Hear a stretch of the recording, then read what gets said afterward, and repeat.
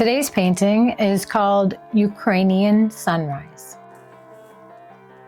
This is one of 3 paintings in a sunrise series. I already showed Soviet sunrise, and I have another one which is called Russian sunrise. My favorite part is that deep, intricate, almost textile blue deep underneath all these, shards almost. They look like broken records, don't they?